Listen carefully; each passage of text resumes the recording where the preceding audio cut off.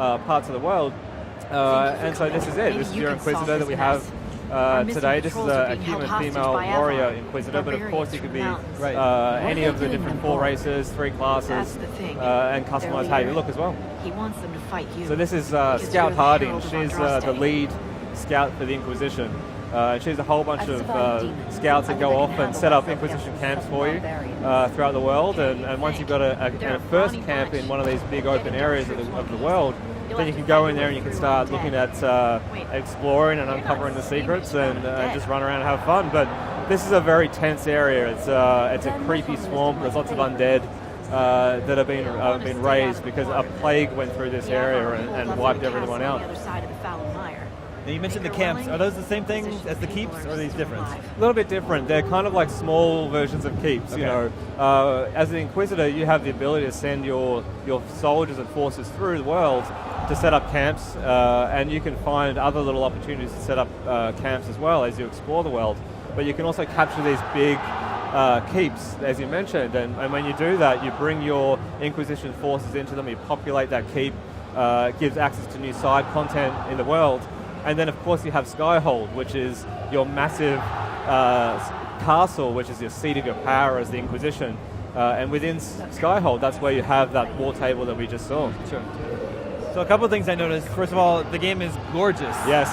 Right? And also, we have a ridiculously giant sword. Yeah, that's right, yeah. It's like Final Fantasy level ridiculous. Maybe not quite that much, but yeah, it's a pretty big sword. We wanted the combat in Dragon Age Inquisition to really feel weighty and have a lot of impact. We've slowed it down quite a lot because we want that sort of visceral punch when you swing, and you can see there, you know, how much weight is going behind that two-handed sword. Yeah. But that's just a warrior. I mean, a warrior could be using a shield and a sword or a mace, or we did have one version of this demo where the Inquisitor was using this massive warhammer, you know, doing this big sort of stomps, and that was very interesting when you pound an undead corpse into the ground repeatedly. It's very cool.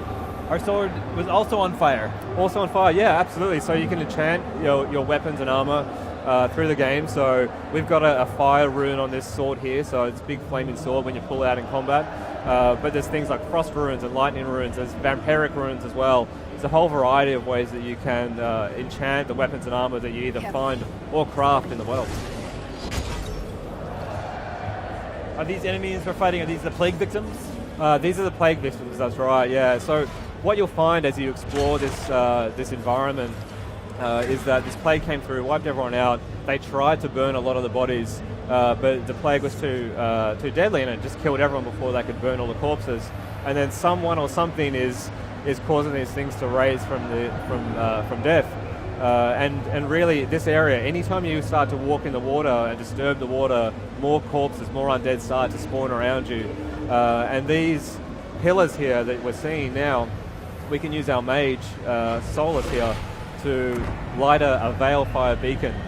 And by doing that, we draw some demons back up onto solid ground, and they bring some of the undead with them. So it's a great way to think about how you can avoid some of the corpses in the water and pull them up onto solid ground. So this is one of the terror demons that we have. It's this crazy, nasty looking demon, and it's come from the Fade. So of course that big rift in the sky that you may have seen from E3 and other trailers, that's causing a lot of these spirits and demons to come into the world.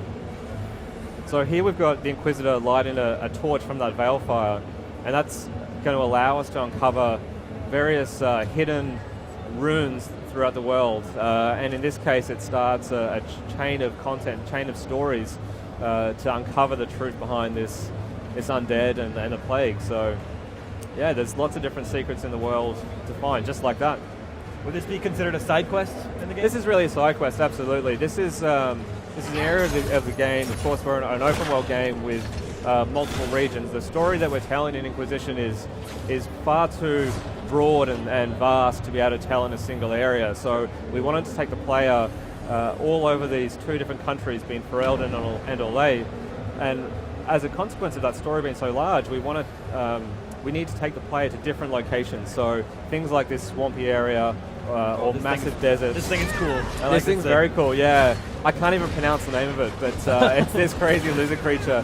And you know, all the creatures that you find in the game all have different sort of predator and prey faction setting. So you might come across that lizard creature there, and it might be fighting wolves, or it could be attacking humans. I've seen some really interesting, crazy results. I once saw a giant that we have, one of the giants we have in the game, throwing boulders at a dragon as it was flying past. Nice. That was pretty cool.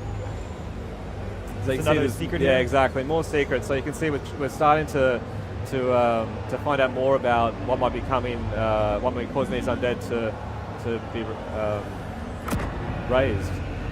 So we've also got Solus, as I mentioned, the mage in the party. We've got Blackwall, who's a Grey Warden, and we have Cole. And Cole is a character originally from one of our novels, Dragon Age novels, and he's a very weird person. Yeah. So he's very creepy. But he's a rogue, so he's using two daggers. Rogues can also be using ranged weapons or a variety of melee weapons too. And Solus, of course, is using his magical staff, and he's got some really crazy and cool spells he is. So you can switch between members of your party at any time? Absolutely, yeah. So now we're using Cole to run around, but you can stay fixed on the Inquisitor if you want to do that, or you can essentially take control directly of any of the companions that you decide to bring along. We've got 9 different companions in Inquisition, and you can bring those into your party and adventure with them any time.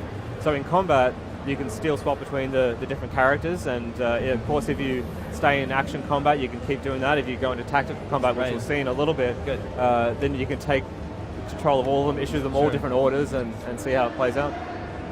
We just picked up Blood Lotus.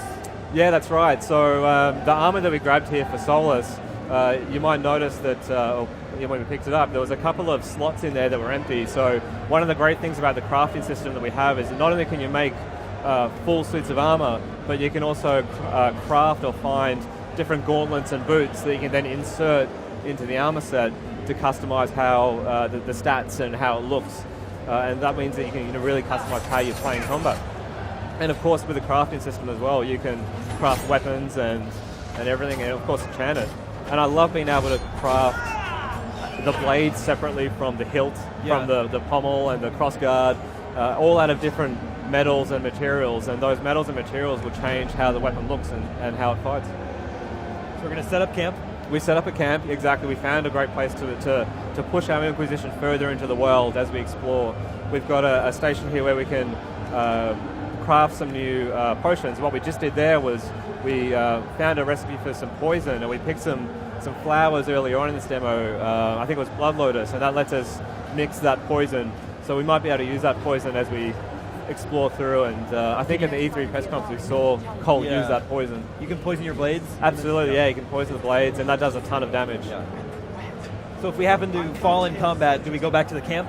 Well, if you fall in combat, if it's just one of your companions or you have fallen down, you can be revived, but if everyone wipes, then you might need to load a save game. But interesting, there are some really cool times in the game through decisions that you can actually have a game over moment, which is pretty neat. So this is one of the Avar barbarians. His tribe has captured your Inquisition soldiers, but he's not interested in any of that. He just wants to find out what's going on with this small rift that's popped up in this area.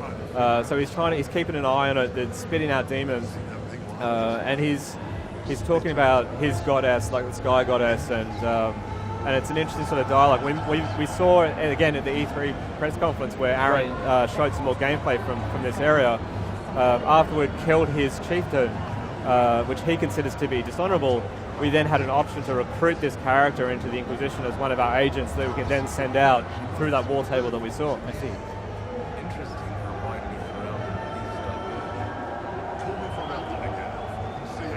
So there's a rift behind us. There is, exactly, and I think we're going to try and we're going to tear it open. It's sitting there at the moment, but we're going to tear it open so we can then close it, kill some demons, and bring a bit of stability to this part of the region. So the Inquisitor, as you can see there, is opening up this rift.